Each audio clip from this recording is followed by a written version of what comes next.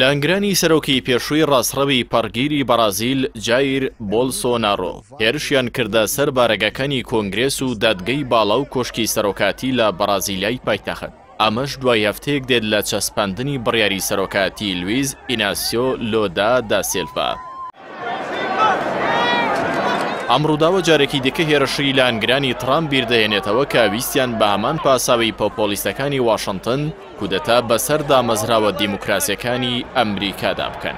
Decreto a intervenção federal no Distrito Federal com o objetivo de pôr termo ao grave. لە دوای کۆبنەوەی دا سیلڤا لەگەڵ سەرۆکی کۆنگرێس و دادگەی باڵای فیدرالی و دەسەڵاتدارانی 27 ولاتی بەرازیل و شارەوانیە گەورەکان ناوبراو ئەو لانگرانەی بۆلسۆناڕۆی با تێکدەر و فاشی ناوبرد و ڕاشیگەیان 1500 کەسیان لەوانە دەستگیر کردووە و با دادپەروەرانە لێکۆڵینەوەیان لەگەڵ دەکرێت بۆەوەی ئەو دەستە دیاری بکرێت کە ئەوانی هانداوە بودجەی بۆ دابین کردوون. دا سیلڤا وتی ڕەخنەگرتن بنەمایەکی دیموکراسیە و ڕێگە پێدراوە، بەڵام ئەوانە تێکدەر و ئاژاوەچین و خوازیاری کودەتان بۆیە پێویستە لێکۆڵینەوەیان لەگەڵ بکرێت.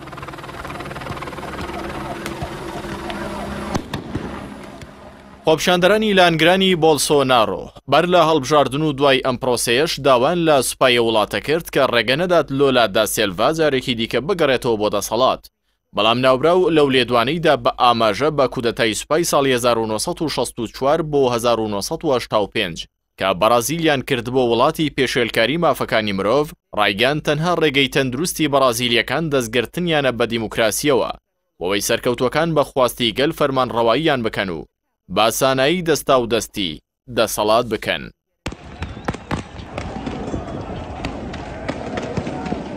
بابۆچوونی چاودێران هێرشی لانگرانی بۆلسۆناڕۆ بۆ سەردامەزراوەکان هەمان ئەدەبیات و شێوازی لانگرانی ترامپی تێدا دووبارە کرایەوە، وەک قبوڵ نەکردنی ئەنجامەکان و داواکردن لە سوپا بۆ دەسواردانە کاروباری سیاسی وڵات، ئامادە نەبوون بۆ قبوڵکردنی ئەنجامەکان و تەنەنەت بۆلسۆناڕۆ هەروەکو ترامپ ئامادە نەبوو پیرۆزبایی لە سەرۆکی براوە بکات و لە ئەنگی دەستا و دەستکردنی دەسەڵات بەشداری بکات. ئەمە سەرڕایهاندانی لانگرانی لە دژی سەرۆکی هەڵبژێردراو کە ئامانجەکەی تێکدانی ئاشتی کۆمەڵاتیە.